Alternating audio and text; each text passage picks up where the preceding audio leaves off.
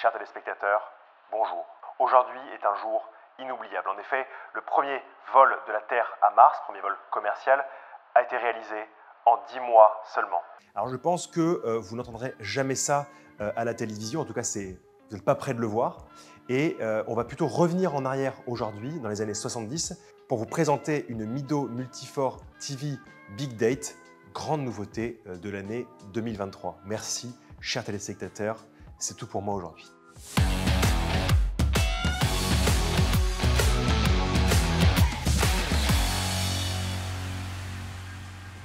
Chers amis, nous avions le plaisir de nous rendre il y a quelques jours à Turin pour découvrir une nouveauté Mido et en même temps visiter l'incroyable Museo della Radio e della Televisione, qu'on appelle aussi RAI, à Turin, pour y découvrir des objets magnifiques, les postes de télévision qui ont bercé notre enfance ainsi que celle de nos parents, et tout ça pour découvrir la fameuse Mido Multifor TV Big Date, qui est vraiment la belle nouveauté de 2023 et qui, vous comprenez, s'inspire des années 70 pour avoir ce joli design. En horlogerie, le format que l'on appelle TV, alors évidemment il parle par lui-même, j'entends cette forme des télés des années 70 qui n'est pas vraiment un carré, qui n'est pas vraiment un rectangle et qui est légèrement arrondi sur tous ses côtés. C'est vraiment une forme très intéressante de l'horlogerie des années 70 et qui s'accompagnait bien souvent de couleurs de cadran un peu osées, si je puis dire. Et donc vous aviez vraiment des formats de boîtiers nouveaux et quelques couleurs de cadran un peu olé olé, et le tout allait, ma foi, très bien ensemble.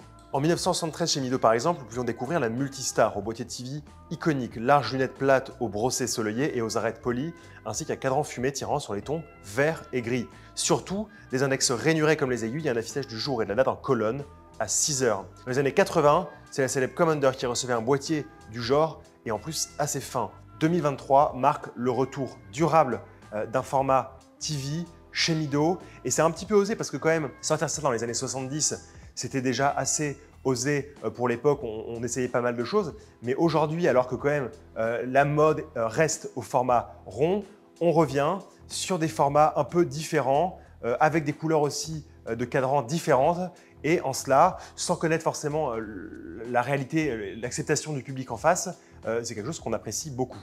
Commençons évidemment par le boîtier. Un seul boîtier en acier est proposé avec ses ponts protège-couronne alternant finition satinée et polie, notamment avec cette belle lunette et son repère à midi qui était satiné verticalement avec ses arêtes polies et un joli décroché à midi et 6 heures. Les cornes sont courtes et elles aussi sont satinées, le tout dans un diamètre de 40 mm par 39,2 mm, tout à fait agréable une fois au poignet. L'autre bon point, c'est le cadran, un élément très joueur avec la lumière qui se décline en gris et en bleu à chaque fois avec le même dégradé allant du plus clair au centre vers un extérieur noir.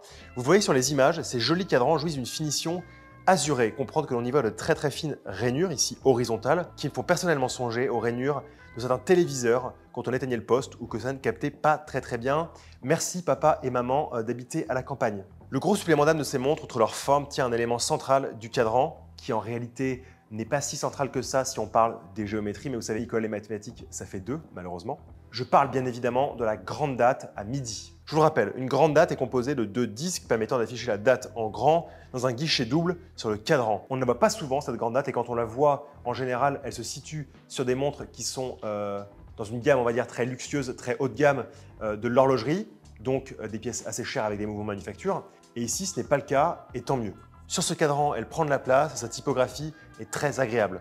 Le reste du cadran est plutôt sobre, comprend une minuterie très blanche sur le réo, de petits index luminescents ronds et trapézoïdaux, des aiguilles bâtons luminescentes, rien de plus, rien de moins.